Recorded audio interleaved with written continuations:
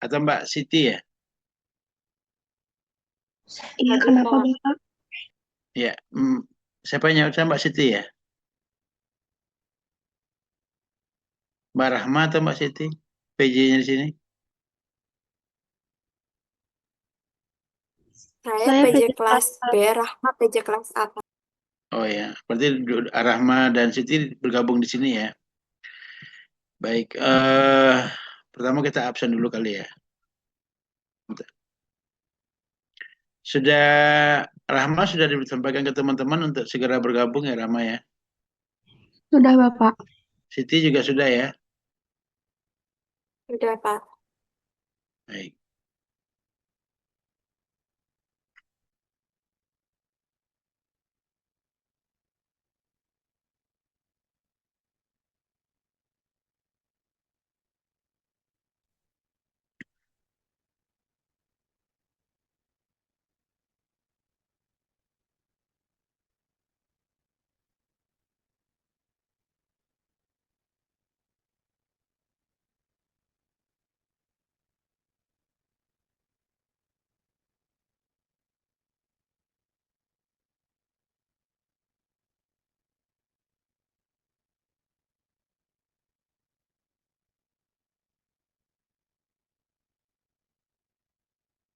Sekarang sudah terlihat barcode belum? Untuk kelas A, silakan absen. Mbak Siti sudah kelihatan barcode belum Mbak? Sudah Bapak. Ya Mbak Siti, sinyalnya harus bagus ya, karena saya akan sering berinteraksi dengan Anda. Jadi kalau misalnya ada hal yang mengganggu atau saya kelempar keluar atau sinyalnya nggak bagus atau ada gangguan gitu, bisa langsung menyampaikannya. Gitu Siti ya. Iya, Pak. Siti di rumah atau di kos? Di kos, Pak. Di kos. Bagus ya ininya ya, sinyalnya ya. Lumayan bagus, Pak. Ya, baik. Mbak Siti kelas A kan ya? Coba absen bisa nggak? Saya kelas B, Pak. PJ Siti kelas kelas A, B. Rahma. Rahma ya, Rahma bisa dengar suara Rahma? Bisa Bapak. Bisa ya. Coba dicek Rahma, apakah teman-teman sudah pada bergabung?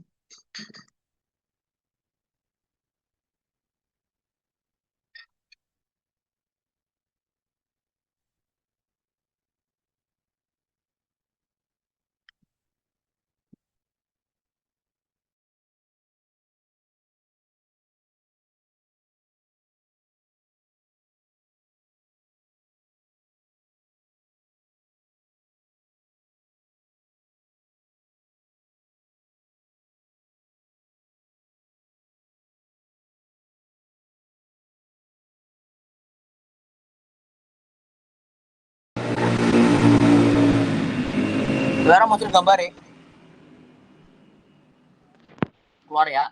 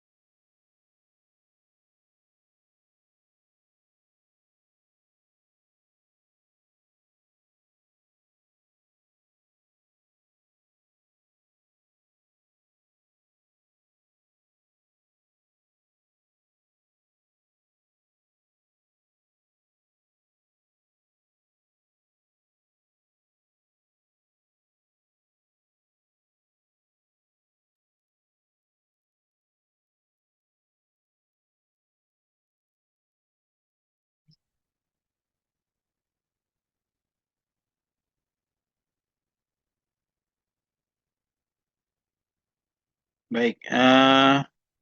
Kelas A sudah belum ya? Ini ada siapa namanya? Sebelum saya masuk ke sini nanti ya. Siapa ini? Permisi Bapak, saya hanya menggunakan satu device, tidak bisa absen. Bisa berkomentar ini siapa namanya?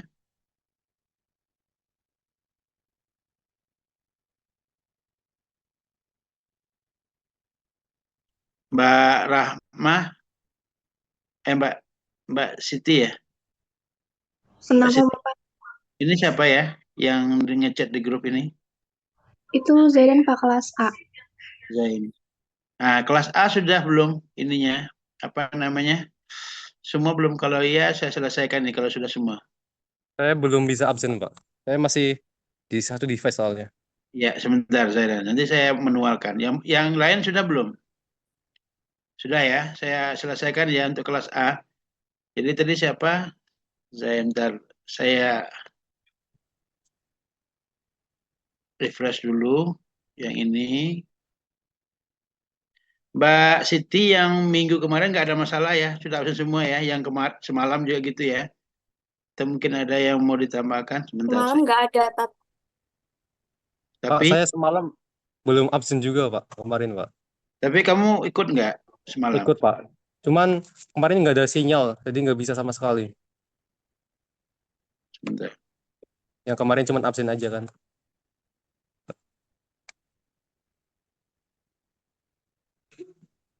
Sama minggu kemarin, Pak. Saya juga Oh, tidak bisa. benar Mbak Rahma. Benar Bapak, dia udah menyampaikan. Bentar. Ini yang terlihat ini ya. Saya akan berarti dari minggu kemarin berarti pertemuan ini ya. Iya, yang materi tablet solid.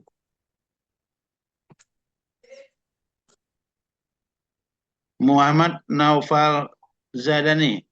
Iya, 003, betul. Oke, ini sudah ya yang minggu kemarin ya. Ya. Kemudian yang Bapak, ada yang kemarin juga belum ke absen Pak. yang minggu lalu. Yang minggu lalu malam semalam. kemarin. Semalam. Yang semalam, berarti yang minggu kan cuma Zaidan aja. Terus yang Iya, sekarang Pak. ada Zaidan sama saya Mbak yang semalam. Permisi Bapak. Naila. Sama Naila Atasya Pak. Naila Tasya. Nah, ini udah ya, udah kelihatan ya. Sudah saya apa? Hadirkan. Udah ya? Permisi Bapak. Ya. Mohon maaf, saya yang kemarin malam juga belum sempat absen Bapak atas nama Nashwa Aurin dengan NIM 035. Najwa. Semalam ya. Iya Pak. Yang hari ini juga belum bisa, Pak, ini, Pak. Iya, Ada satu di yang ini yang semalam dulu sama minggu depan. Minggu kemarin. Yang semalam berarti Najwa Ajrin. Ini sudah dilihat ya, bisa ya. Iya Terus apa baik lagi? Bapak, terima Sudah ya. kasih. Berarti yang untuk hari ini cuma Naufal Zidan aja. Yang ini untuk hari ini. Ya.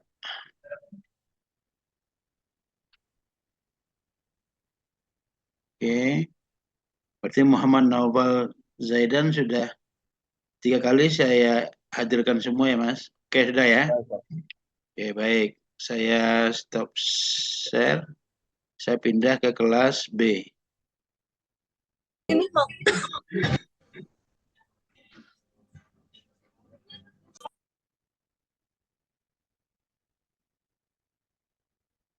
Kelas B silakan.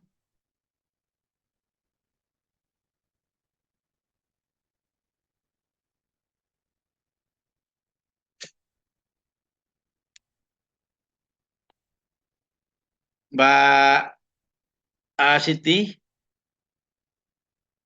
kelas B bisa ya? bisa Bapak. Oke, silakan kelas B yang lain.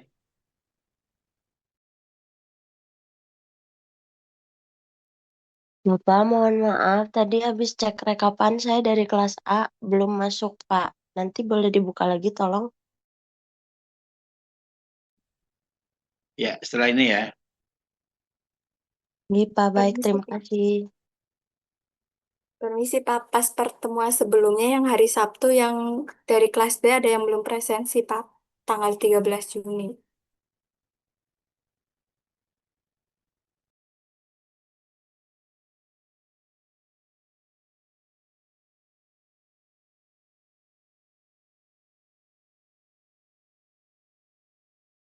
Ya, untuk ini kelas B absen dulu. Setelah ini saya coba buka lagi absen kelas A tadi. Langsung ya, kalau misalnya ada hal yang ini langsung sampaikan aja. Ini kelas B sudah semua ini. Hari ini untuk hari ini yang bergabung. Kalau nggak ada tanggapan saya selesaikan. Saya balik lagi kelas A tadi masih ada yang ini. Kalian jangan telat ya, jangan respon, jangan terlambat karena nggak belum mulai nanti kuliahnya nih.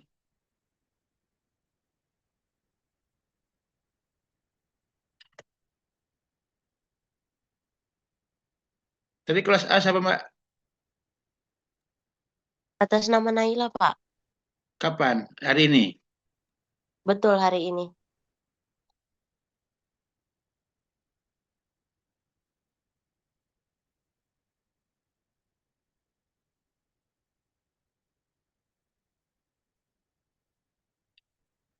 Naila Atasha. Nggih, Pak. NIM 16. Ya, Terima udah nih ya. kasih. Udah ya, kelas A udah ya. Saya nggak usah absen lagi ya. Oke, udah ya. Berarti kelas A sudah. Kelas B tadi siapa Mbak? Yang minggu lalu? Sebentar. Faiza Abinaya, Bentar. Minggu lalu berarti Sabtu kemarin itu ya lalu tanggal ya, 13. tanggal 13. Oke. Siapa aja namanya Mbak? Faiza Abinaya, NIM 101, 101. sama Nadia Putri Maharani, NIM 124.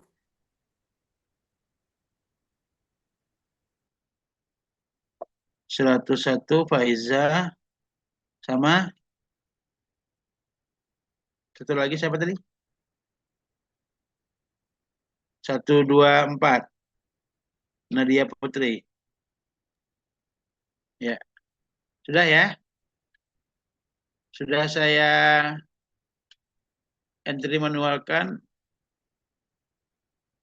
Sudah saya entry manual, sudah semua ya, Mbak Rahma dan Siti ya. Sudah Pak, terima kasih.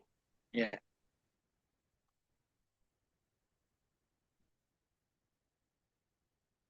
Baik, saya langsung ke materi saja. Ya, sudah kelihatan belum ya yang tampilnya sekarang slide ya? Sudah Bapak. Kelihatan ya? Baik, untuk membuka pertemuan pada hari ini kita berdoa terlebih dahulu. Berdoa mulai.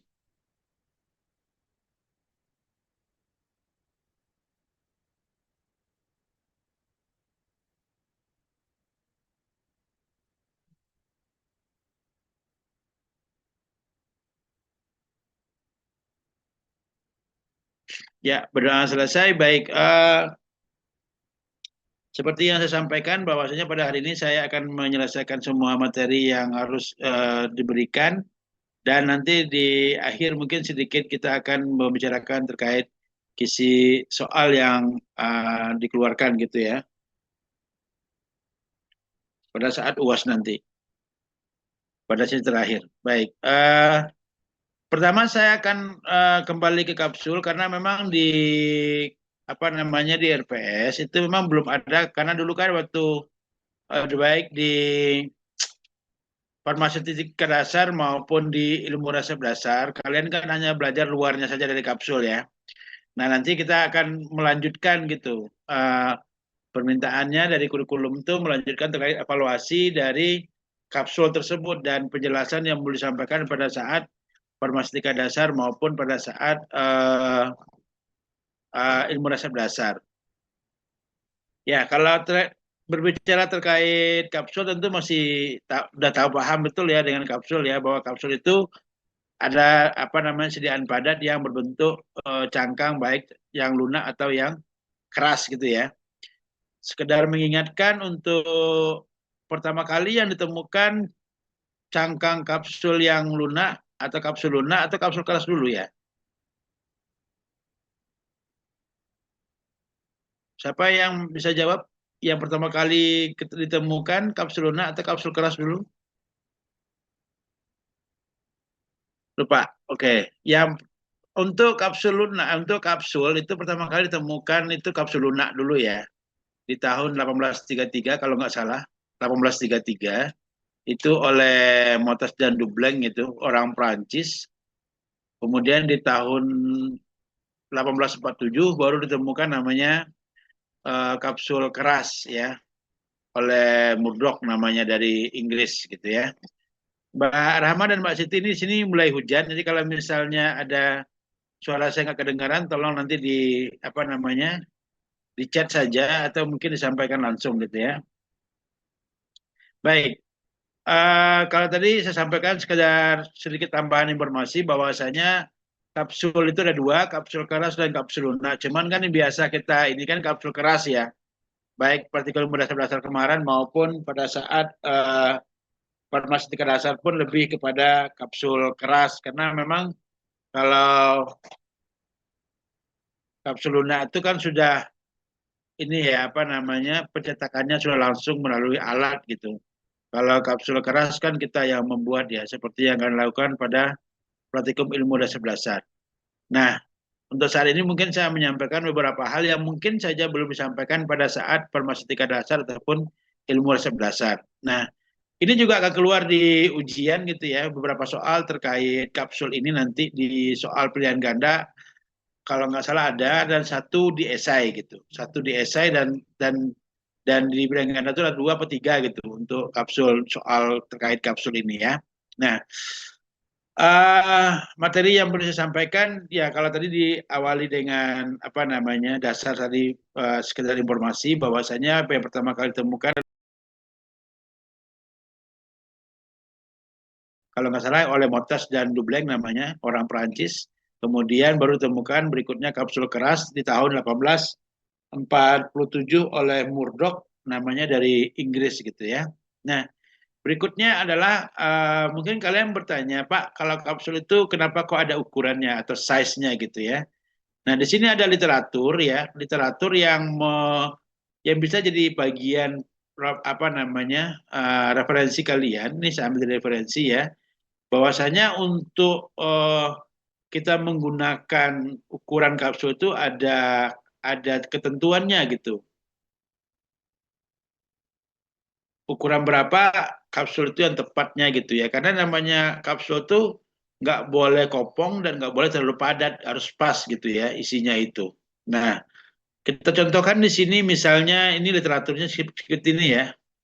Kapsul itu kan ya kalau tidak diketahui kan di farmaseutika dasar maupun di ilmu dasar kan sudah diketahui bahwa kapsul itu isinya kan bisa berupa padatan atau berupa cair ya atau semi padat juga bisa gitu ya zat aktifnya gitu. Nah untuk itu misalnya di sini ya ukuran 0 yang paling banyak digunakan itu ukuran 0 biasanya ya ukuran 0.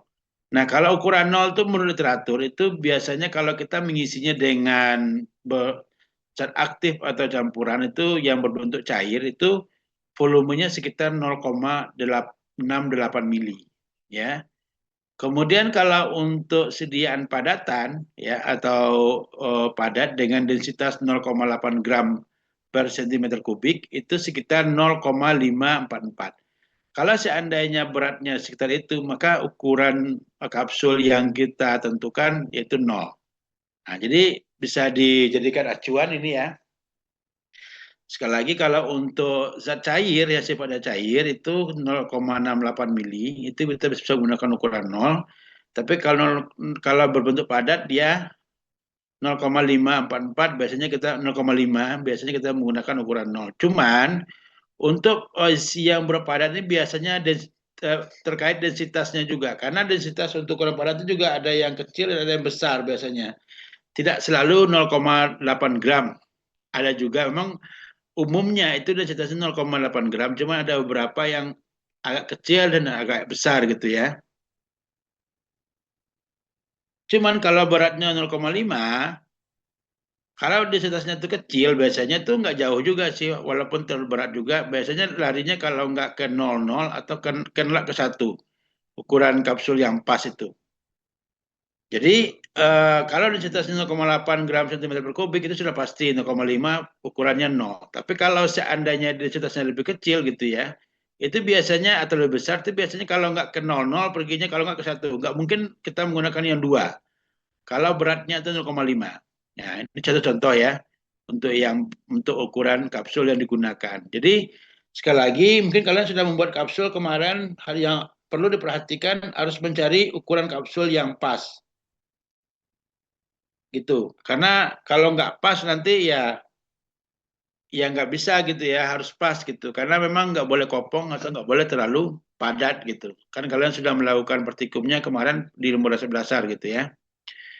Jadi seperti itu untuk ketentuan ukurannya. Jadi saya nggak bisa menjelaskan sampai ukuran 5 karena itu satu contoh saja di ukuran 0 gitu ya. Kemudian untuk pengisian kapsul itu ada 2 ya, yang manual dan otomatis. Kalau otomatis ini biasanya kalau di industri farmasi itu biasanya sudah pasti menggunakan mesin ya, karena kapsul yang mereka buat nggak sedikit, banyak jumlahnya gitu, kapasitas banyak, jadi pasti menggunakan mesin gitu ya, otomatis. Tapi kalau manual biasanya itu ada 2 ya yang perlu kita perhatikan, yang kalian lakukan kemarin itu sebenarnya untuk pengisian kapsul itu ada 2 cara gitu ya. Bagaimana Pak caranya? Ada metode tuang dan tekan gitu ya. Nah, metode tuang itu biasanya jika sifat alir dari serbuknya itu baik gitu, bagus kalau kita menggunakan metode tuang. Kalau untuk pengisian kapsul secara manual, kalau misalnya sifat air dari campuran serbuk yang kita gunakan itu sifat airnya buruk atau jelek, itu kita bisa menggunakan metode tekan gitu ya. Kemudian, nah, untuk pengisian kapsul keras dengan sediaan cair ini kalau di industri farmasi sudah nggak asing ya, namanya sealing cangkang kapsul. Ini kalau nanti kalian bekerja di industri farmasi, siapa tahu nanti bekerja di industri farmasi, kalau membuat cangkang kapsul itu pengisian kapsul keras itu dengan sediaan cair itu sudah menggunakan alat namanya sealing cangkang kapsul ini ya. Nah, mudah-mudahan nanti kalian kalaupun enggak, nanti mudah-mudahan di profesi apoteker gitu sudah bisa melihat alat ini ya. Jadi kalau selama ini kan kalian kan hanya melihat di apa namanya, melakukan secara manual gitu, secara biasa untuk mengisi kapsul itu ya. Tapi kalau nanti di industri itu sudah menggunakan namanya sealing cangkang kapsul. Nah, berikutnya adalah bagaimana cara pembuatan dari kapsul. Ini sudah kemarin sebenarnya sudah ya waktu masih ke dasar maupun ilmu dasar. Sebentar, saya cek dulu. Masih kedengaran suara saya dengan jelas, Mbak Rahma, Mbak Siti? Masih Bapak. Slide-nya pun jelas ya, masih kelihatan jelas ya. Slide-nya juga masih kelihatan ya. Iya, jelas Pak. Cara pembuatan ya, oke. Cara pembuatan ya sama sudah kalian lakukan, itu pencampuran bahan, kemudian pemilihan ukuran kapsul seperti tadi sampaikan ya. Kan dia dibuat serbuk dulu, kemudian nanti dipilih cangkang kapsul atau ukuran kapsul yang mana yang tepat gitu, seperti yang saya sampaikan tadi. Yang namanya ukuran kapsul itu harus pas, nggak boleh ada yang kopong, nggak boleh ada yang terlalu padat gitu ya. Kemudian diisi kapsulnya, kemudian setelah diisi kapsulnya dibersihkan. Jangan lupa dibersihkan dan diberi etiket pada wadahnya gitu. Nah, ini biasanya hal-hal yang perlu diperhatikan. Sebenarnya ada beberapa hal dalam formula khusus ya yang belum juga kalian dapatkan kayaknya di farmasi dasar maupun di ilmu dasar. Itu ada bahan obat yang higroskopis yang suka air gitu ya. Nah, ini biasanya ditambahkan dengan absorben atau penyerap gitu ya. Kemudian kalau bahan obat campuran otentik ini biasanya disatukan dulu, kemudian baru dicampurkan dengan bahan yang yang netral atau inert gitu ya.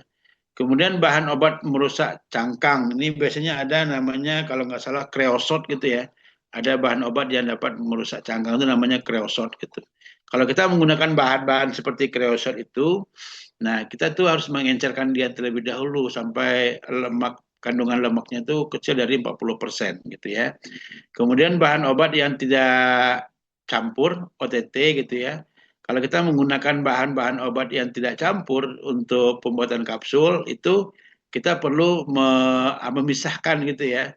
Jadinya itu kadang-kadang ada serbuk dalam kapsul atau kapsul dalam cangkang dalam kapsul. Kemudian untuk wadah dan penyimpanan, kapsul itu harus disimpan di tempat yang sejuk gitu ya. Kemudian di dalam wadah yang tertutup rapat. Kemudian tambahkan zat pengering, biasanya yaitu ya pengawet, kayak pengawet gitu ya, kayak kristal gitu. Kemudian terlindung dari cahaya langsung. Nah, formula umum seperti yang sampaikan tadi, formula aktif bisa saja bersifat padat, setengah padat maupun cair. Sementara untuk bahan tambahan atau excipientnya dalam pembuatan kapsul bersama dengan tablet, ada bahan desintegran, pengisi, gelidan dan lubrikan, absorban dan lain sebagainya. Nah, ini yang inti pokok intinya di sini ya, bagaimana evaluasi dari sediaan kapsul. Seperti yang kita ketahui, evaluasi itu penting dilakukan untuk sediaan farmasi karena tujuannya atau endingnya nanti apakah layak atau enggak sediaan farmasi itu atau obat itu digunakan atau diminum oleh konsumen atau pasien gitu ya. Nah, persyaratan untuk sediaan kapsul itu ada, pertama adalah keseragaman sediaan ya, baik itu kapsul lunak maupun kapsul keras gitu ya. Itu untuk keseragaman sediaan ada keseragaman bobot dan keseragaman kandungan, kemudian ada namanya uji disolusi. Yang pertama untuk keseragaman bobot, baik kapsul lunak maupun kapsul yang keras yang mengandung zat aktif dari 50 mg atau 50% gitu ya. Nah, untuk keseragaman bobot kapsul keras gitu, ini evaluasinya agak berbeda atau mungkin bukan agak berbeda dengan tablet gitu ya. Kalau tablet kan kita keseragaman bobotnya kita timbang satu-satu tuh, ya kan ya. Kalau uji keseragaman bobot kapsul keras, ini kita timbang dulu 20 kapsul sekaligus. Nah, kita timbang 20 kapsul sekaligus. Jadi ya kapsul yang sudah berisi yang utuh gitu, yang ada cangkang dan isinya, kita timbang sebanyak 20. Kemudian dibuka cangkangnya, ditimbang satu persatu isi tiap kapsulnya berapa. Nah, kemudian ditimbang seluruh cangkang kosong dari 20 kapsul tersebut. Ya, jadi pertama ditimbang dulu semua kapsulnya yang 20 kapsul itu, kemudian ditimbang aja hanya isinya saja, kemudian ditimbang cangkang yang 20 tadi itu. Ya. Itu agak berbeda dengan tablet gitu ya, cara melakukan evaluasi keseragaman bobot dari kapsul ini. Nah, kemudian lalu dihitung bobot isi kapsul dan bobot rata-rata tiap isi kapsul. Nah, bobot rata-rata tiap isi kapsul ini cara mencarinya 20 kapsul ya. 20 kapsul tadi beratnya berapa? Dikurang 20 tanpa yang cangkangnya saja, kemudian dibagi 20 ya. Itu didapatkan bobot rata-rata tiap isi kapsul. Nah, untuk persyaratan berdasarkan literatur referensi gitu ya, ada dua kolom, ada kolom A dan kolom B gitu ya. Kalau bobot rata-rata isi kapsul itu kurang dari 120 mg, itu untuk kolom A nggak boleh lebih atau sama dengan 10%. Sementara untuk kolom B-nya lebih kurang 20%. Kalau bobot rata-rata isi kapsul itu lebih dari 120 mg, itu untuk kolom A-nya 7,5% lebih kurang, kalau kolom B-nya lebih kurang 15% gitu ya. Nah, perbedaan dengan tablet, kalau kapsul ini tidak boleh untuk kolom A, tidak boleh melebihi dari yang ditetapkan pada kolom A. Nah, itu perbedaannya. Kalau yang kolom B itu boleh maksimal itu 2 kapsul. Jadi boleh 2 yang menyimpang gitu, nggak boleh lebih dari 2. Nah, sementara untuk kapsul lunak bagaimana cara mendapatkan keseragaman bobotnya? Adalah dengan menimbang 10 kapsul ya, 10 kapsul dari kapsul lunak tersebut, kemudian ditimbang 10 kapsul itu, kemudian ditimbang lagi satu persatu dari isi dari kapsul itu ya, isi dari kapsul itu. Kemudian dicuci cangkangnya dengan menggunakan ether, kemudian setelah dicuci gitu ya, sampai tidak berbau ether lagi, ditimbang seluruh bagian cangkang kapsulnya itu. Nah, kemudian dihitung bobot isi kapsul dan bobot rata-rata tetap tiap isi kapsul. Sama kayak tadi, bobot rata-rata berarti kan timbang 10 kapsul dikurang 10 kapsul yang ada cangkangnya saja dibagi 10. Nah, itu didapatkan bobot rata-rata tiap isi kapsul, ya. Cuma perbedaannya kalau kapsul keras tadi ada kolom A dan kolom B, kalau kapsul lunak tidak. Udah ketentuannya sudah pakem gitu ya. Menurut literatur itu perbedaan dalam persen bobot tiap isi kapsul terhadap bobot rata-rata tiap isi kapsul tidak lebih dari 7,5%. Seperti itu. Nah, kemudian uji waktu hancur. Kalau uji waktu hancur sama dengan tablet ya. Kita menggunakan alat namanya apa? Disintegration tester ya. Ya, diambil 6 kapsul, kemudian nanti menggunakan alat tersebut, kemudian dilakukan seperti yang kalian lakukan pada uji evaluasi tablet yang kalian praktikumkan itu ya.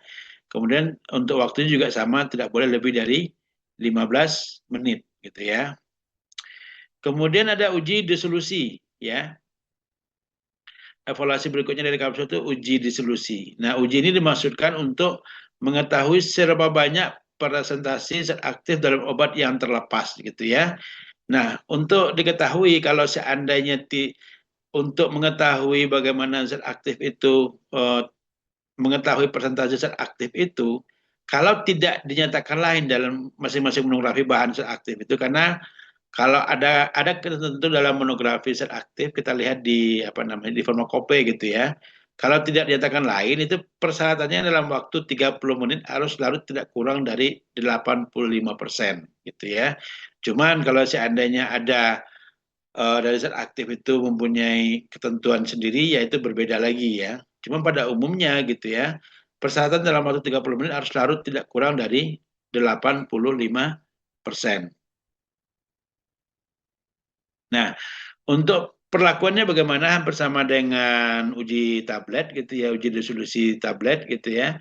Menggunakan suhu mengambil 6 kapsul, kemudian masukkan ke dalam media disolusi dengan suhu 37 derajat plus minus 0,5% dengan volume cairan 900 mili gitu ya. Kemudian nanti sampelnya itu diambil dan lanjutkan nanti diuji di spektro UV vis seperti itu. Bersamalah dengan yang tablet. Nah, nanti kita akan tahu bagaimana seberapa banyak zat aktif itu terlepas ya. Seperti itu. Itu untuk kapsul ya. Sampai di situ.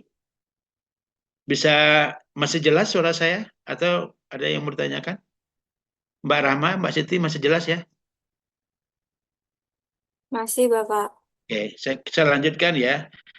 Itu kapsul sampai di sana aja materinya, sampai di sana materinya. Jadi sekali lagi untuk kapsul yang perlu diperhatikan sekali lagi poin pentingnya adalah di sini terkait ukuran kapsul sama bagaimana evaluasi dari sediaan kapsul tersebut. Tadi ada 2 ya.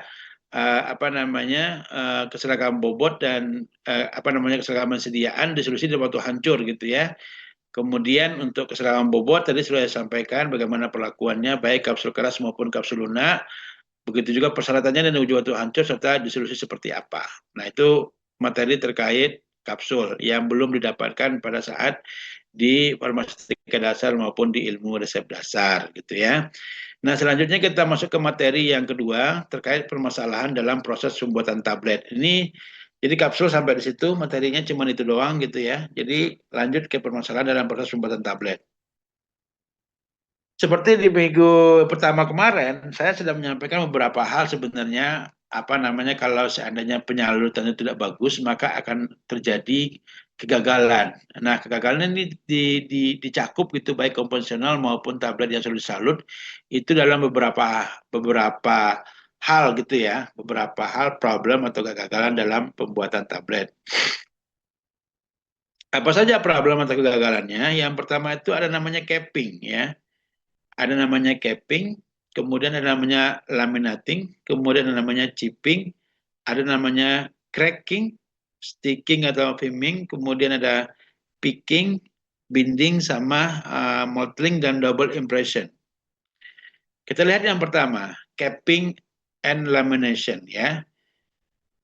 Permasalahan yang pertama pada pembuatan tablet itu atau pada saat tablet salut itu adalah yang pertama capping ya.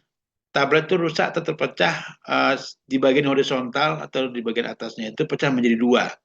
Itu namanya capping. Dari namanya juga jelas cap itu penutup kepala gitu ya. Nah, kemudian terpecah itu di bagian atasnya itu menjadi dua bagian horizontal gitu. Ya.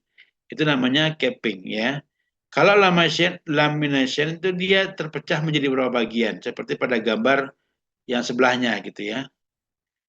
Nah, seperti pada gambar yang sebelahnya itu lamination namanya. Kemudian kalau tadi yang terpecah menjadi dua horizontal itu namanya capping ya. Nah, kenapa capping dan lamination ini bisa terjadi? Yang pertama adalah adanya minyak atau lemak dalam granul. Nah, bisa saja ini terjadi karena bahan yang digunakan itu mengandung minyak atau lemak gitu ya pada di granulnya itu. Pada kita sebelum kita mencetak tablet itu kita kan membuat granulnya dulu tuh. Nah, bisa jadi granul kita itu mengandung bahan yang mengandung minyak atau lemak gitu ya. Jadi karena mengandung minyak atau lemak itu bisa menyebabkan terjadi namanya capping ini. Nah, bagaimana cara mengatasinya?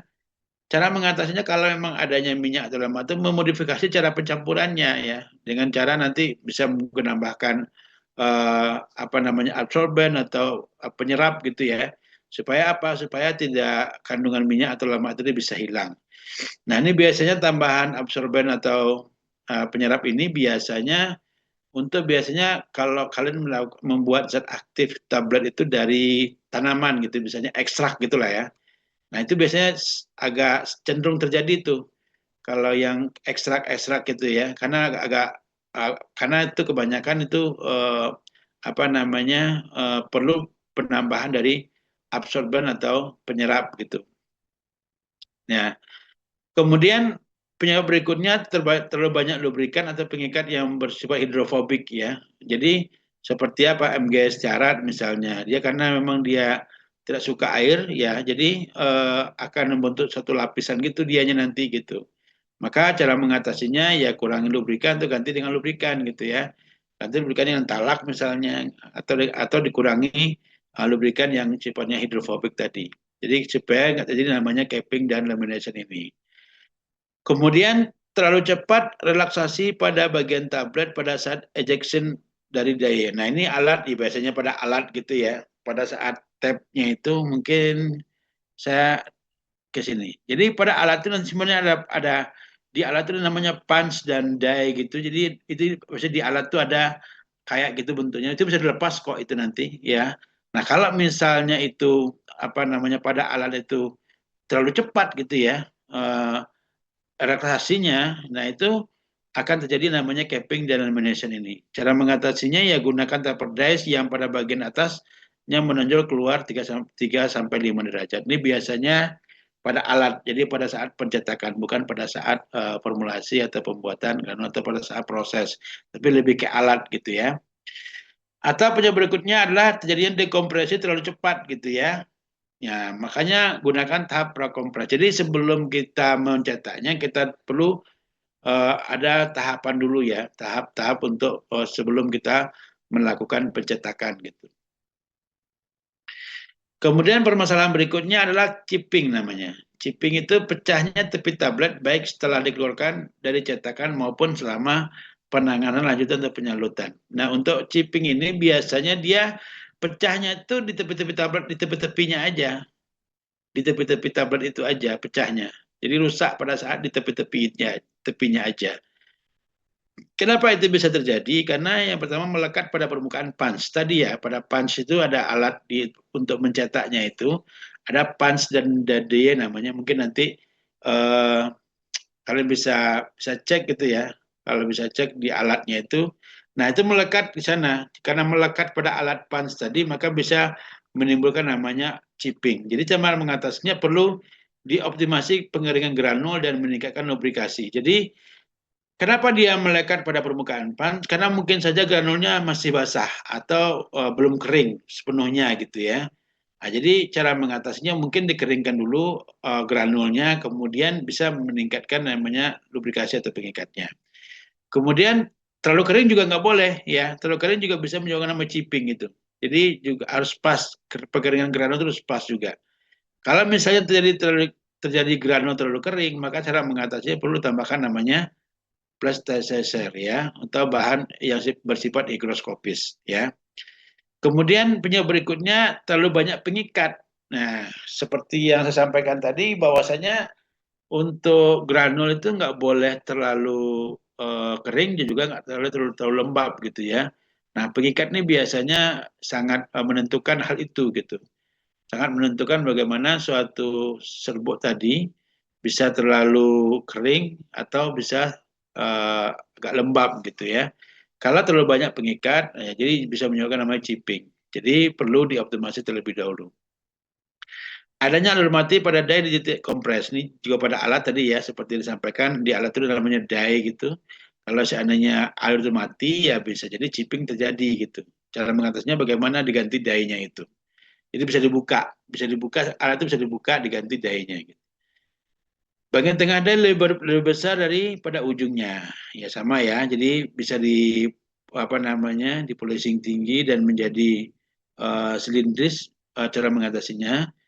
Tapi memerlukan punch masuk ke dalam ya, karena terlalu masuk ke dalam maka terjadi namanya chipping. Jadi perlu diatur posisinya supaya tidak supaya di bagian dalam punch itu tidak terlalu masuk ke permukaan gitu ya. Kemudian bentuk punch itu terlalu konkav. Bentuk punch terlalu konkav. Jadi konkav itu maksudnya terlalu runcing. Agak terlalu runcing gitu ya bentuk punch-nya itu. Maka bisa menyebabkan namanya chipping. Jadi perlu diatasi dengan cara menggunakan punch yang berbentuk datar gitu atau jangan terlalu runcing atau dikurangi kekavan dari si punch tersebut. Nah, kalau chipping tadi pecahnya tepi tablet ya, pecahnya di tepi-tepinya aja, chipping namanya ya. Tapi kalau cracking, dia itu pecah di bagian, enggak hanya di tepi, tapi bisa di tengah, di bawah, di atas gitu ya. Tablet mengalami retakan kecil, baik di bagian atas, bawah maupun di dinding samping. Jadi dia kalau chipping tadi di tepi-tepinya aja, kalau cracking ini bisa di bagian mana aja. Di bawah bisa, di atas bisa, di samping bisa, itu namanya cracking ya. Itu namanya permasalahan pada pembuatan tablet udah jadi kok pecah di bagian tengahnya, retak di bagian tengahnya, di bagian sampingnya atau di bagian atasnya dan bawahnya segala macamnya, itu namanya cracking.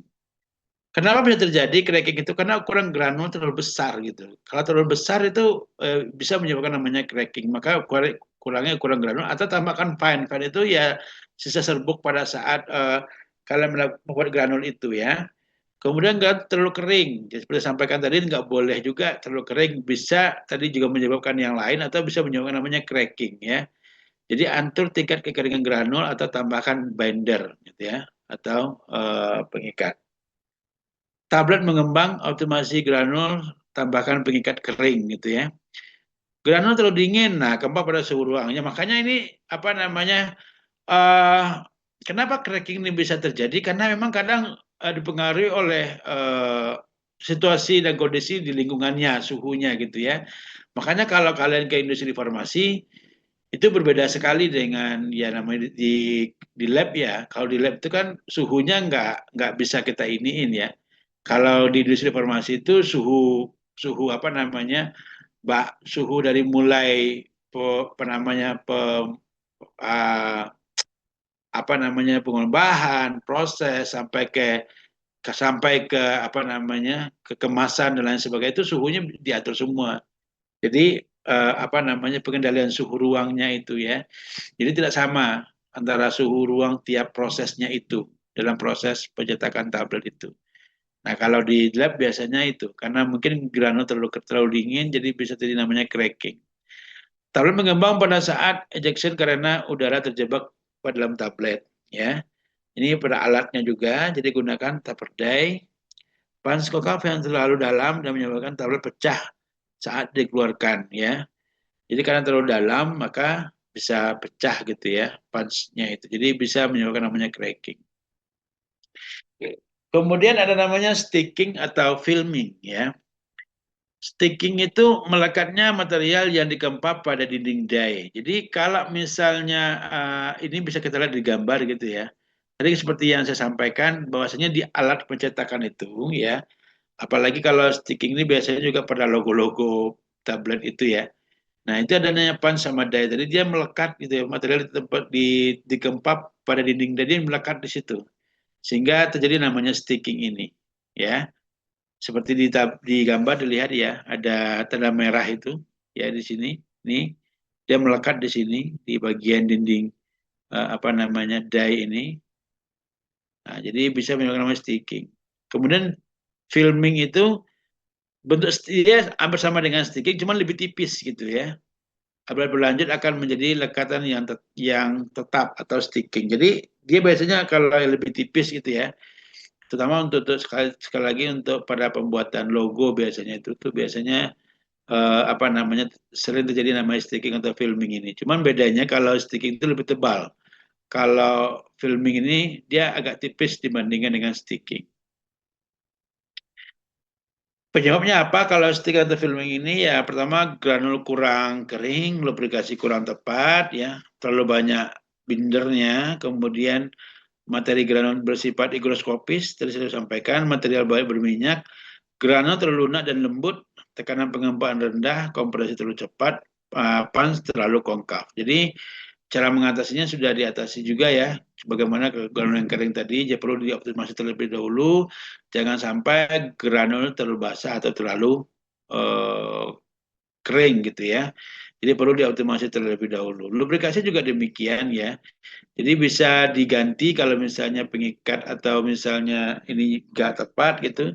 Bisa diganti atau mungkin bisa ditingkatkan kalau misalnya apa namanya kurang kurang pas.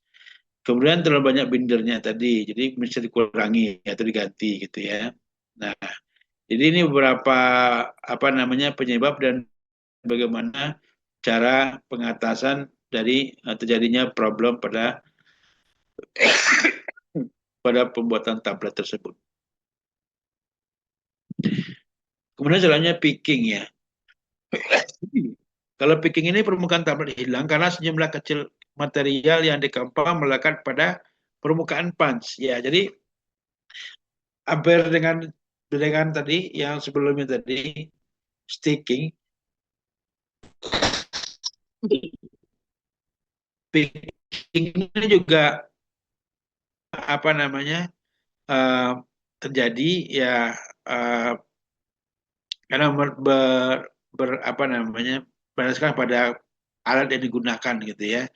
Nah, pertama parah apabila punch atas mempunyai logo atau berukir. Jadi kalau misalnya biasanya kan tablet itu ada yang logo-logonya tuh atau mungkin ada ukirannya di apa namanya di atasnya atau mungkin di sampingnya gitu ya. Nah, itu bisa menyebabkan namanya picking.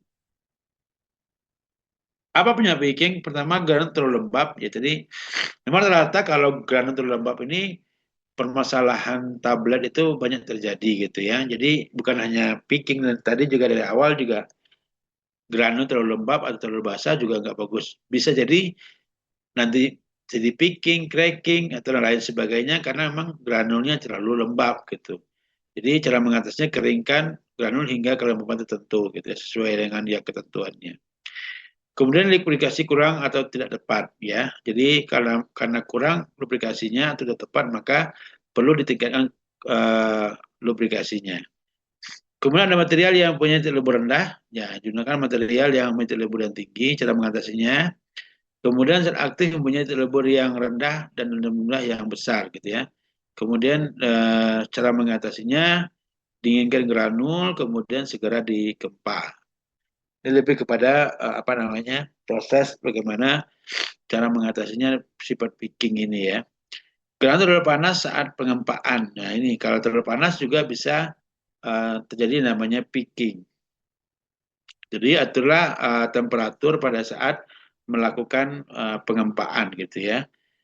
Terlalu banyak bahan pengikat. Nah, jadi terlalu banyak bahan pengikat juga bisa menyebabkan namanya picking ini. Jadi cara mengatasinya bagaimana kita bisa mengurangi jumlah pengikat dari yang sebelumnya digunakan.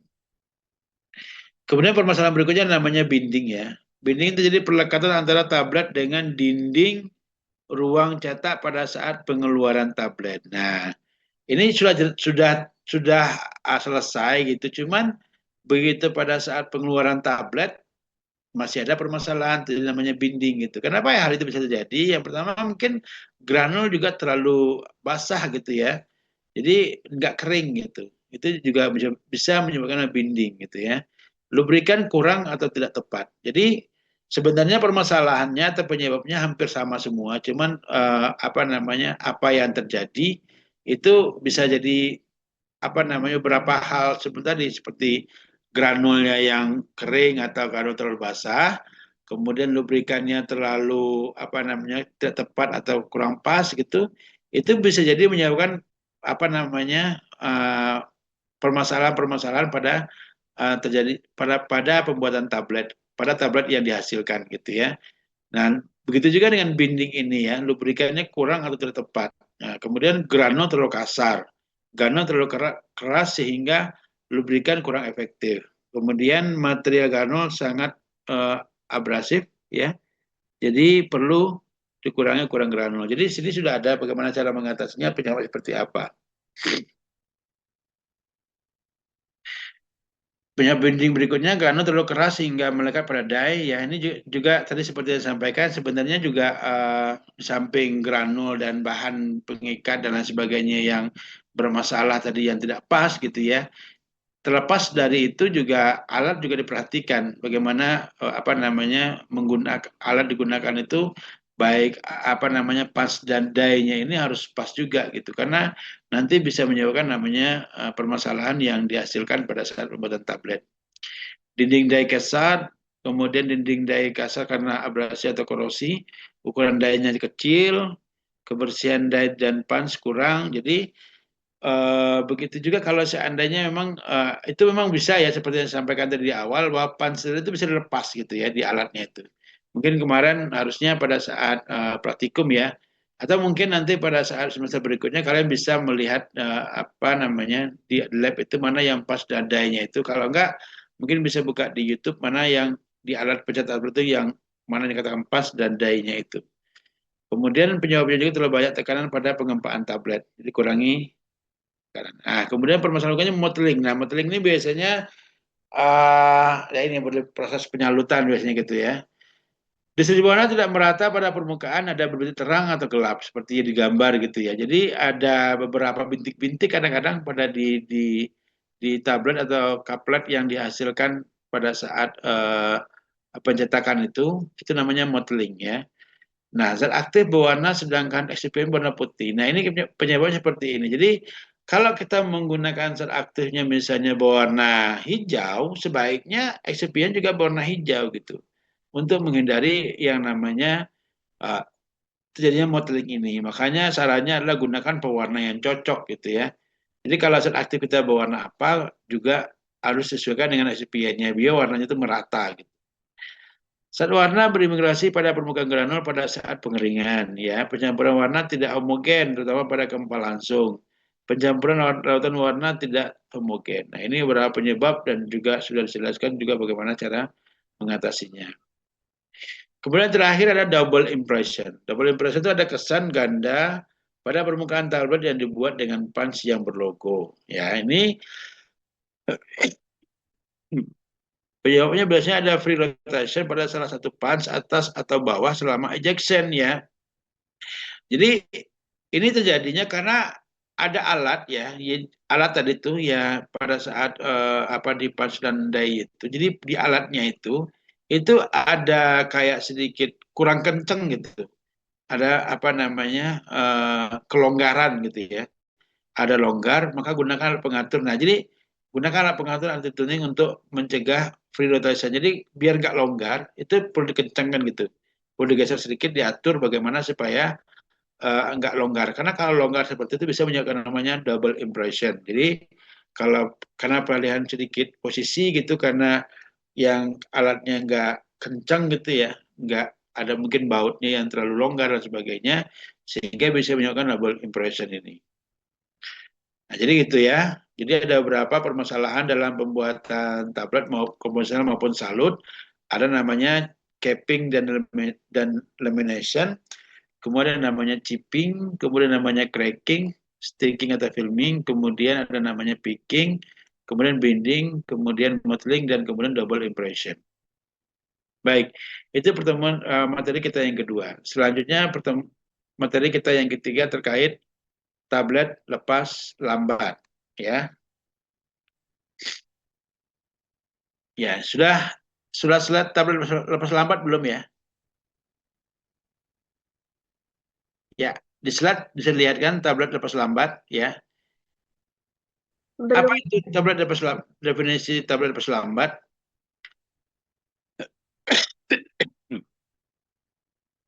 Ya, masih kedengaran suara saya nggak ya? Masih di layar double impression, Pak. Oh, belum tablet lepas lambat? Oh, belum.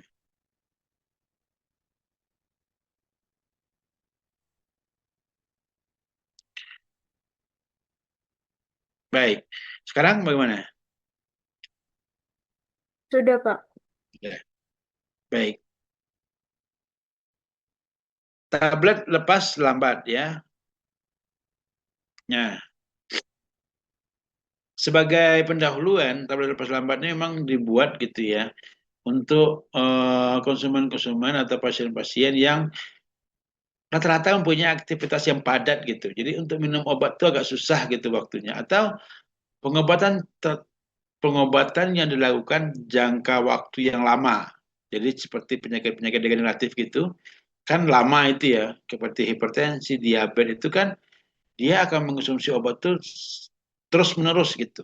Nah, ada beberapa pasien itu kadang-kadang juga karena ada aktivitas terlalu padat sehingga untuk minum obat itu agak susah gitu. Maka munculnya namanya tablet lepas lambat ini ya. Lepas lambat ini nanti bisa misalnya gini, harusnya obat itu diminum 3 kali sehari karena dengan adanya tablet lepas lambat dibuat tablet lepas lambat ini bisa menjadi 1 kali sehari gitu loh Pak Mas. Jadi bisa dibayangin ya kalau tablet lambat itu jadi dia apa namanya melepasnya tuh lambat gitu. Jadi untuk pasien itu juga untuk kepatuhan minum obat juga teratur gitu. Jadi karena apa? Karena frekuensi minumnya jadi berkurang. Misalnya harusnya 3 kali sehari bisa menjadi 1 kali sehari. Oke, kita lihat ya bagaimana definisi tablet lepas lambat ini ya. Itu merupakan persediaan yang dirancang untuk melepaskan obatnya ke dalam tubuh secara perlahan-lahan atau bertahap supaya pelepasnya lebih lama dan memperbanyak aksi obat. Nah, bisa dipahami ya. Kemudian sediaan tablet dirancang untuk memberikan terapeutik diperlama dengan cara pelepasan obat secara terus-menerus selama periode tertentu dalam sekali pemberian. Nah, seperti yang saya sampaikan tadi, dia bisa apa namanya memberikan aktivitas terapeutik terapi dengan tapi apa namanya pelepasannya itu secara terus-menerus gitu. Nah, jadi tadi seperti yang disampaikan apa namanya dalam 1 kali itu bisa disamakan dengan tablet konvensional yang biasa yang digunakan 3 sampai 4 kali sehari gitu. Apa keuntungan dari tablet lepas lambat? Yang pertama mengurangi fluktuasi kadar obat dalam darah sehingga efek farmakologinya lebih stabil ya. Karena apa? Karena penggunaannya juga frekuensinya sekali, lebih kecil gitu, lebih sedikit gitu, lebih apa namanya nggak terlalu banyak, maka bisa mengurangi namanya fluktuasi kadar obat dalam darah. Kemudian mengurangi frekuensi pemberian. Jelas ya seperti yang saya sampaikan tadi, harusnya 3 kali sehari, bisa jadi 1 kali sehari.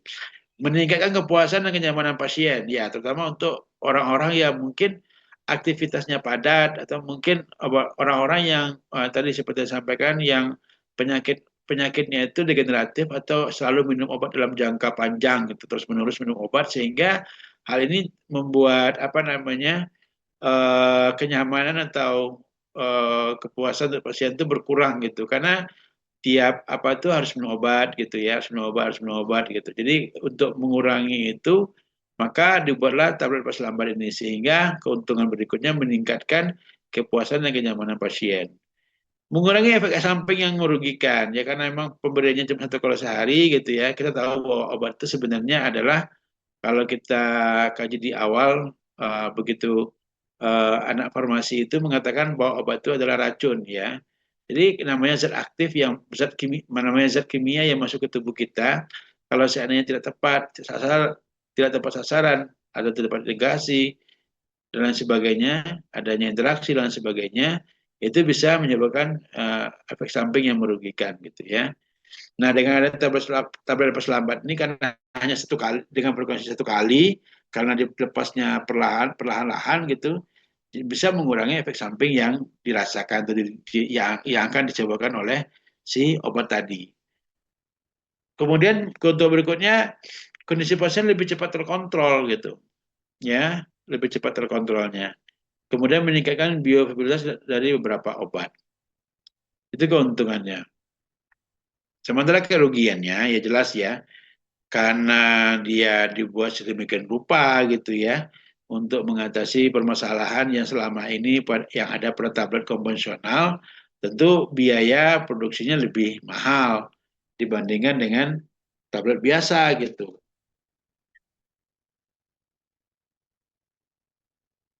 Kemudian adanya dose dumping, yaitu sejumlah besar obat ada sebagai sediaan obat dapat melepas secara cepat gitu ya. Kemudian mengurangi fleksibilitas pemberian dosis ya. Jadi karena memang dia apa namanya satu kali sehari gitu ya. Misalnya yang 3 kali sehari tadi dosisnya sekian gitu, jadikan satu kali sehari, yaitu bisa mengurangi namanya fleksibilitas gitu ya. Efektivitas obat dipengaruhi dan dibatasi oleh lama tinggal di saluran cerna. Ini balik lagi ke anatomi tubuh manusia ya. Kadang-kadang yang seperti ini. Jadi karena memang dia disengaja dibuat sediaan tuh lama tinggal di saluran cerna sehingga apa namanya lebih apakah pelepasan itu lebih efektivitas dipengaruhi gitu ya, baik oleh apa namanya cairan lambung dan sebagainya macamnya. Tidak dapat digunakan untuk obat yang memiliki dosis besar ya. Kalau dosisnya besar itu tidak bisa kita menggunakan atau kita membuat tablet lepas lambat. Misalnya seperti paracetamol yang 500 mg itu nggak bisa. Biasanya gitu ya. Kemudian kita lihat perbedaan antara tablet konvensional dengan tablet lepas lambat ini seperti apa. Pertama, pelepasan obatnya. Kalau tablet konvensional itu dia cepat gitu ya, lebih kurang 30 menit sudah lepas gitu. Maksudnya dari apa begitu kita minum, makanya kita tuh kan dianjurkan misalnya kalau minum obat lambung gitu 30 menit jelang makan gitu kan gitu ya. Nah, itu biasanya karena apa? Karena tablet konvensional itu lepasnya itu cepat gitu, lebih kurang 30 menit ya. Nah, begitu juga sebenarnya yang dianjurkan untuk kita minum tablet konvensional itu begitu kita walaupun selesai makan, kita harusnya juga nggak begitu selesai makan langsung minum obat gitu, nggak dianjurkan sebenarnya. Tunggu dulu sebenarnya makanan itu turun gitu, baru kemudian minum obatnya. Jadi sebenarnya tablet konvensional itu ya seperti itu kerjanya gitu ya. Baik diminum sebelum makan maupun sudah makan. Cuman kebanyakan orang kan hanya yang sebelum makan itu yang biasanya mengetahui kalau obat diminum sebelum makan, kapan diminumnya? Ya setengah jam sebelum makan, biasanya gitu. Tapi kalau sudah makan, biasanya nggak disampaikan tuh. Harusnya begitu selesai makan, nggak langsung minum obat. Tapi ditahan dulu sebentar gitu, baru diminum obatnya gitu. Supaya apa? Supaya memang efektivitas obat itu memang tidak dipengaruhi oleh makanan dan lain sebagainya. Nah, kalau pelepasan obat dari tablet konvensional itu cepat, kalau tablet lepas lambat ya bertahap ya seperti namanya ya, tablet lepas lambat. Lepas lambat berarti ya bertahap, bisa beberapa jam atau beberapa hari gitu ininya, lepasnya gitu ya. Nah, sehingga mempengaruhi frekuensi dosisnya. Seperti disampaikan tadi, kalau misalnya yang konvensional 3 sampai 4 kali sehari, bisa jadi tablet lepas lambat itu hanya 1 sampai 2 kali sehari gitu. Jadi sangat apa namanya frekuensi minum obat itu sangat lebih dipersingkat gitu ya. Karena apa? Lepasnya yang bertahap tadi. Kemudian dalam formulasi excipientnya untuk tablet konvensional ada bahan penghancur dan pelincir. Ya, biasanya kalau tablet lepas lambat ada matriks polimer atau coating khusus yang digunakan atau disalut gitu ya. Sebentar dari sini ada azan, eh, kita tunggu sebentar. Mbak Rahma, tapi slide-nya masih jelas ya, suara saya pun masih jelas ya. Masih, Bapak.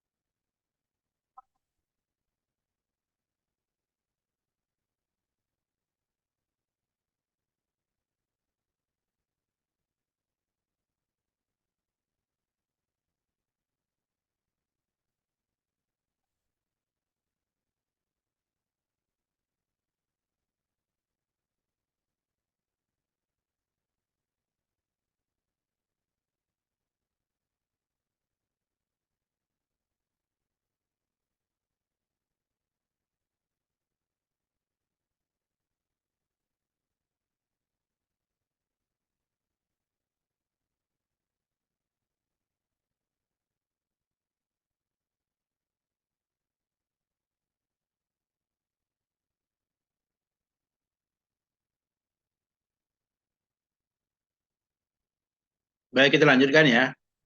Mekanisme lepas lambat. Ini kalau misalnya kita di kimia fisika ya belajarnya ini ya.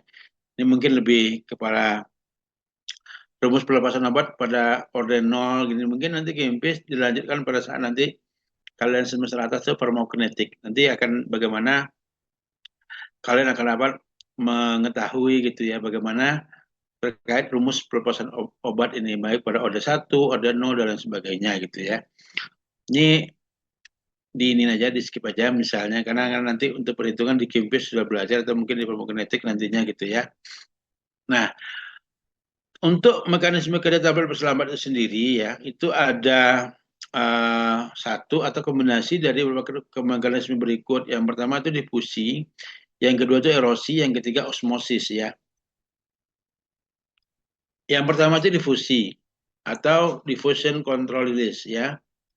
Dalam sistem ini zat aktif didispersikan dalam matrik polimer atau dikelilingi oleh lapisan membran polimer, di mana air dari saluran cerna masuk ke dalam tablet, melarutkan obat, kemudian obat yang yang telah larut berdistribusi keluar pori-pori matrik atau membran berdasarkan gradien konsentrasi. Nah, itu namanya difusi ya. Kemudian erosi. Nah, erosi itu matriks polimer atau bahan dasar dari tablet mengalami degradasi atau pelarutan secara perlahan setelah terkena cairan tubuh. Seiring dengan erosi tersebut, zat aktif dilepaskan secara bertahap ke dalam sistem tubuh. Polimer hidrofilik seperti HPMC sering digunakan dalam sistem ini. Jadi untuk erosi ini dia untuk diketahui ya kalau tadi kita sudah melihat perbedaan antara tablet konvensional sama tablet perselambat ya. Kalau tablet konvensional biasa itu menggunakan penghancur ya atau pelincir. Kalau ini menggunakan polimer ya. Kalau tablet perselambat itu dia menggunakan excipientnya lebih kepada polimer namanya. Ya, salah satunya kalau misalnya metode erosi ini menggunakan HPMC gitu ya. Kemudian mekanisme berikutnya ada osmosis. Dalam istilah osmotik ini air masuk ke dalam tablet yang mengandung zat aktif dan osmoga dalam melalui membran semi permeable, di mana tekanan osmotik yang terbentuk akan mendorong larutan zat aktif keluar melalui lubang kecil, menghasilkan pelepasan zat aktif yang konstan. Ya. Jadi ada 3 mekanisme pelepasan zat aktif melalui tablet lepas lambat ini. Bisa satu, artinya masing-masing ini bisa mekanisme difusi, atau bisa mekanisme erosi, atau bisa mekanisme osmosis, atau bisa lebih dari satu, artinya bisa difusi dan erosi, bisa osmosis dan erosi, bisa difusi dan osmosis gitu ya, terjadi hal itu. Di mana masing-masing mekanisme ini dipilih sesuai dengan sifat fisiokimia zat aktif serta tujuan terapi dan dapat dimodifikasi melalui desain formulasi dan proses manufaktur. Jadi kita menggunakan menentukan metode dari mekanisme dari pelepasan obat tablet seperti lambat ini juga memikirkan bagaimana nanti metode pelepasan seperti apa. Apa kita menggunakan difusi, apakah erosi atau osmosis, atau mungkin gabungan di antara ketiganya itu. Nah, apa aspek-aspek yang perlu diperhatikan dalam pembuatan tablet perselambat? Yang pertama aspek farmakodinamiknya gitu ya. Kita tahu bahwa farmakodinamik itu ya awalnya gitu ya. Di mana tujuannya pengembangan si darah perselambat adalah untuk mempertahankan konsentrasi aktif dalam darah pada konsentrasi yang efektif. Jadi walaupun dia lepas perlahan-lahan gitu, cuman tetap gitu ya. Bagaimana konsentrasinya itu selalu konsisten gitu atau konstan gitu ya. Aspek biofarmasi, informasi sifat biofarmasi aktif merupakan hal penting dalam pengembangan sedia lepas lambat.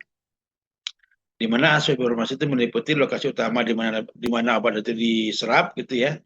Kemudian kecepatan absorpsinya seperti apa, kemudian waktu paruh eliminasi obat, apakah absorpsi non-linear dikarenakan penjenuhan absorpsi obat, berspos efek atau yang lain.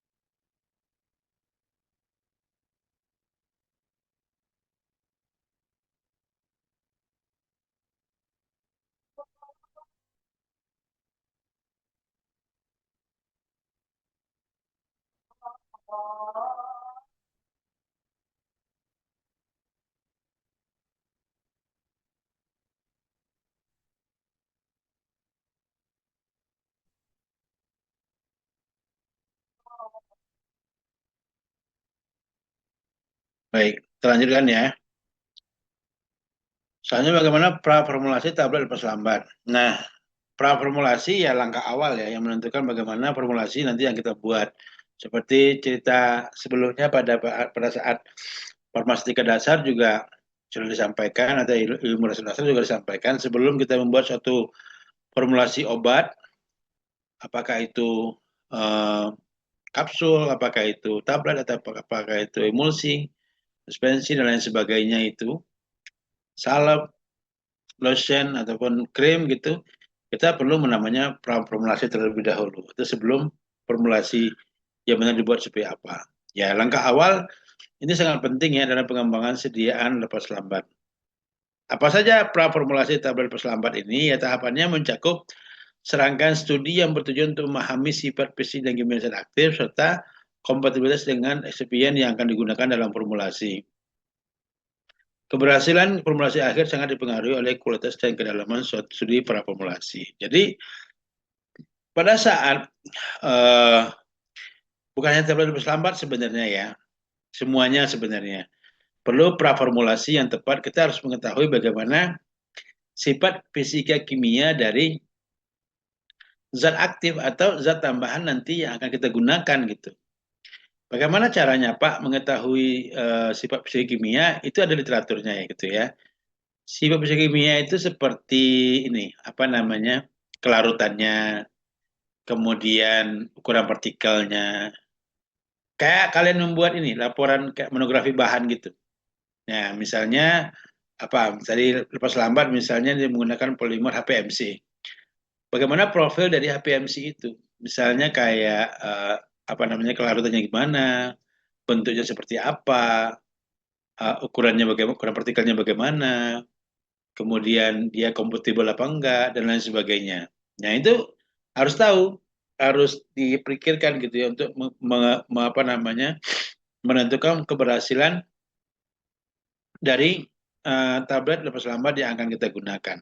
Ya, dalam hal ini ya, walaupun bukan hanya tablet lepas lambat sebenarnya, tablet konvensional biasa atau mungkin sediaan farmasi yang lain juga perlu dikaji bagaimana sifat kimia zat yang akan kita gunakan, baik itu zat aktif maupun zat eksipien atau zat tambahannya. Nah, ini seperti yang sampaikan tadi, apa saja parameter utama dalam studi formulasi, yaitu kelarutan gitu ya, stabilitasnya seperti apa, kemudian kompatibilitas zat aktif dengan resipiennya, kemudian zat alir dari kompresibilitas, kemudian profil pelepasan awal atau in vitronya.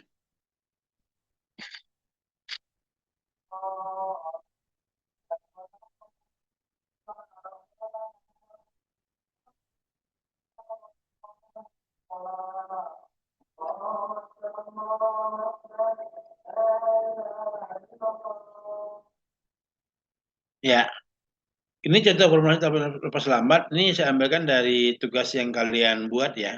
Salah satu tugas dari kelas A, B, dan C puas saya. Yang jelas ini contoh dari formulasi tabel lepas lambat gitu ya. Ini hanya contohkan saja bagaimana prosesnya dari sini ya. Nanti bisa dibaca di slide saja bagaimana prosesnya ya.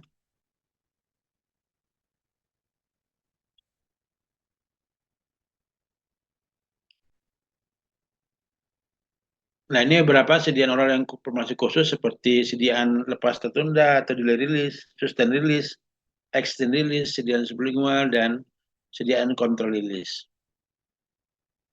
Ini sama ya dengan namanya tablet lepas tertunda atau tablet lepas lambat. Contohnya apa? Yang dibaca itu seperti Ascarola. Ya, Ascarola, Ascardia. Plazen. Nah, sustain release ya. Ini sampai ke sini. Kita hanya sampai ke tablet lepas lambat doang. Oke, seperti itu hanya tambahan saja. Itu mungkin ya untuk tablet lepas lambat yang perlu diketahui. Yang pertama, bagaimana secara definisi yang bisa kalian tangkap adalah bagaimana tablet lepas lambat ini dirancang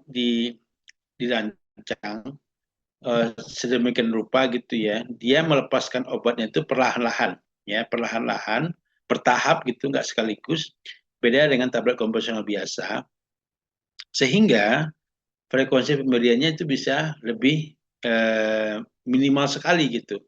Misalnya tadi seperti disampaikan, harusnya pasien itu minum 3 kali sehari, bisa jadi 1 kali sehari. Karena tadi pelepasannya yang perlahan-lahan tadi gitu ya. Kemudian untuk tablet lepas lambat ini ya memiliki keuntungan ini ya, di antaranya itu tadi cocok untuk pasien-pasien yang mempunyai aktivitas yang padat gitu, yang kadang-kadang untuk minum obat itu susah gitu ya, kadang kelupaan dan lain sebagainya karena aktivitas yang terlalu padat, sehingga untuk minum 3-4 kali sehari lupa gitu. Karena kalau sudah seperti itu, nantinya efeknya akan ke dirinya gitu. Makanya kalau dengan adanya sediaan lepas lambat ini, dengan berbuka 1 kali, cocok untuk mereka yang aktivitasnya padat. Atau untuk pasien-pasien yang penyakitnya itu degeneratif gitu ya. Penyakitnya itu yang obatnya itu jangka panjang. Penyakit-penyakit degeneratif ya. Penyakit seperti hipertensi, diabetes, dan lain sebagainya itu. Nah, itu cocok untuk menggunakan tablet lepas lambat ini. Cuma yang perlu diperhatikan juga bagaimana eksipien ya. Eksipien yang digunakan kalau misalnya tablet konvensional kita biasa menggunakan penghancur atau pelincir, kalau pada tablet lepas lambat kita menggunakan namanya polimer ya, atau coating khusus namanya. Untuk mekanisme kerja tablet lepas lambat sendiri itu ada 3. Ada namanya difusi, erosi, dan osmosis. Dan ini bisa dipilih metodenya 1 atau bisa lebih dari 1. Artinya gabungan antara difusi dan erosi, atau gabungan antara erosi dan osmosis, atau gabung ketiganya. Seperti itu. Nah, untuk membuat formulasi yang tepat untuk tablet lepas lambat, perlu dipikirkan praformulasinya dulu ya. Formulasinya itu adalah bagaimana kita melihat monografi atau profil dari bahan yang akan kita gunakan, baik zat aktif maupun eksipien yang akan kita gunakan nantinya. Melihat apanya? Melihat sifat fisikokimianya. Sifat fisikokimianya apa yang dilihat, seperti apa? Seperti kelarutan, stabilitas gitu ya, kompatibilitas aktifnya dan resipiennya, kemudian sifat alernya bagaimana, ya, kemudian ukuran partikelnya dan lain sebagainya, bentuknya seperti apa gitu ya. Itu kita lihat dulu karena nanti kenapa itu penting? Karena takutnya nanti begitu dibuat kalau misalnya nggak pas, itu bisa terjadi beberapa hal gitu ya. Bisa terjadi interaksi antara satu zat aktif dengan yang lainnya sehingga zat aktif nanti nggak berfungsi, nggak maksimal fungsinya, atau mungkin jadi hal-hal yang tidak diinginkan gitu ya, tidak kompatibel atau tidak campur dianya nanti dan sebagainya. Jadi seperti itu. Itu untuk tablet lepas lambat ya. Kemudian untuk tablet salut kemana sudah ya. Nah, kalau untuk tablet salut yang perlu diperhatikan hanya definisi seperti apa ya, bagaimana apa namanya uh, yang perlu diperhatikan bahwa yang namanya tablet salut itu hanya dua gitu ya. Intinya komponennya cuma dua, tablet inti dan penyalut gitu ya. Tablet inti dan penyalut, tablet inti itu harus yang digunakan itu harus yang tahan terhadap yang kuat, daya tahannya kuat gitu ya, tahan terhadap goresan itu jangan sampai sumbing gitu. Nah ini tujuannya apa kemarin sudah dibaca aja gitu ya. Kemudian yang perlu diketahui bagaimana tablet salut gula, tablet salut film itu seperti apa perbedaannya itu dibaca karena mungkin itu yang keluar di ujian gitu ya. Bagaimana eh, apa namanya mekanisme dari tablet salut gula gitu ya. Perbedaan tablet salut film dan tablet salut gula seperti apa. Oke, seperti itu. Kemudian saya lanjutkan dengan menyampaikan beberapa kisi soal yang akan dikeluarkan, gitu ya. Ya, seperti yang disampaikan tadi malam, bahwasanya eh, insya Allah nanti soalnya tuh ada 15 pilihan ganda. Mbak Rahma, Mbak Siti masih dengar suara saya? Masih Bapak. Masih ya. Sebentar, saya kirimin dulu deh materi hari ini ya, supaya nggak ini. Ke Rahma apa ke Siti? Bentar.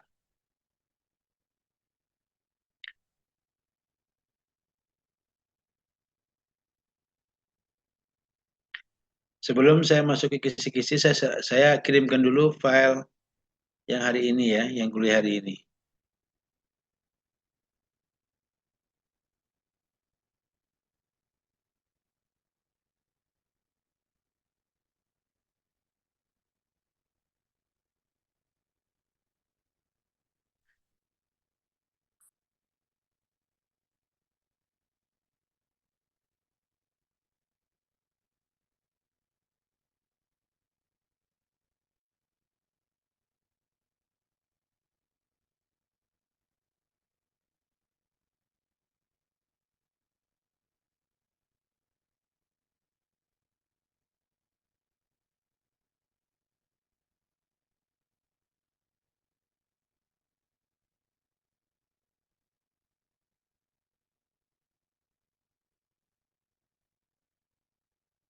Mbak Rahma, apakah sudah sampai materinya? Sudah masuk atau belum? Sudah Bapak. Oke, Mbak Siti, Mbak Siti,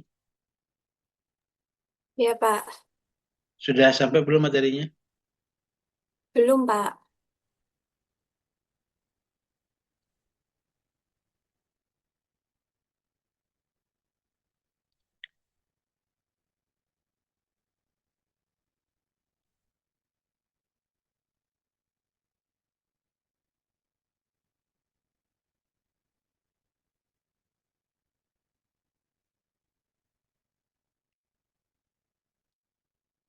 Oke, coba dicek lagi Mbak.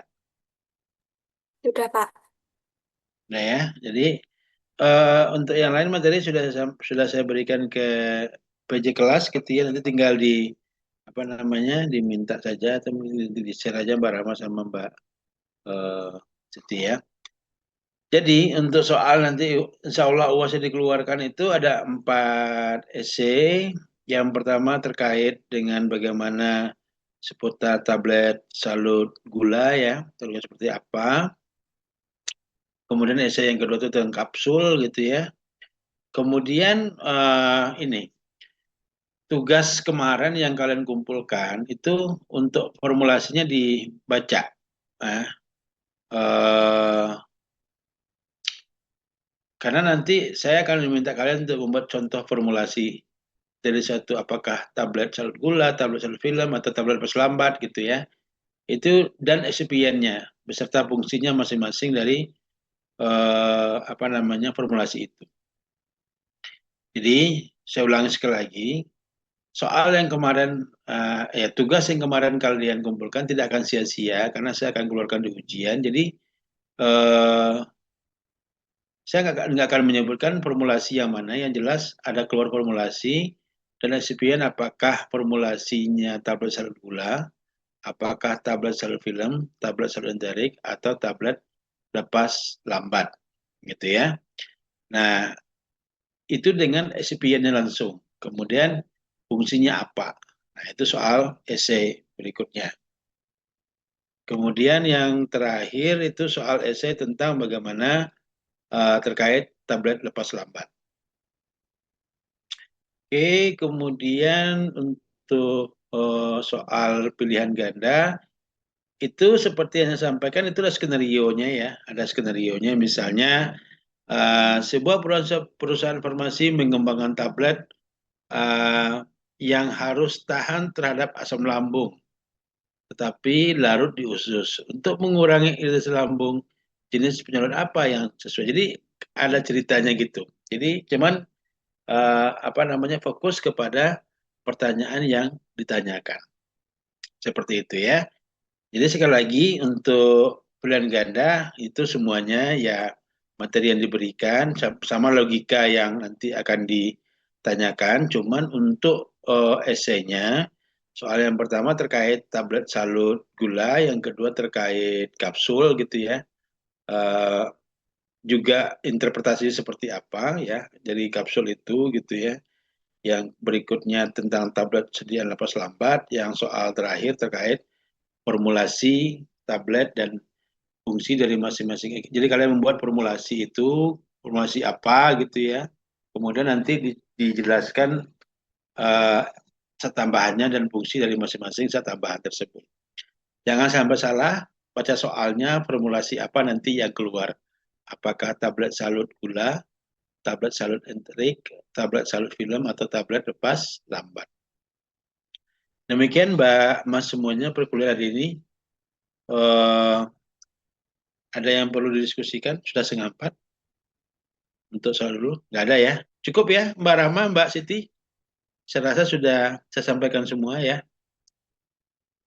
Mbak Rahma? Ya, sudah Bapak. Ya Mbak Siti ya. Untuk saya sudah bocorkan juga soal yang akan dikeluarkan, tinggal belajar aja. Slide-nya juga sudah saya berikan. Mudah-mudahan nanti ujiannya berjalan dengan lancar dan bisa mengerjakan soalnya. Dan sekali lagi apa namanya tugas sudah saya cek gitu ya. Seperti janji saya akan membantu apa namanya penilaian nanti kalau misalnya ada yang kurang dengan tugas yang diberikan. Makanya tugasnya kemarin mudah-mudahan dikerjakan dengan maksimal. Saya nanti akan bisa saja menambah tugas yang diberikan, menambah nilai dari tugas yang diberikan. Begitu semuanya, tidak ada masalah lagi. Kalau tidak ada hal yang perlu disampaikan, saya tutup pertemuan pada hari ini dengan sama-sama baca hamdalah. Alhamdulillahirrabbilalamin. Ya, Assalamualaikum warahmatullahi wabarakatuh.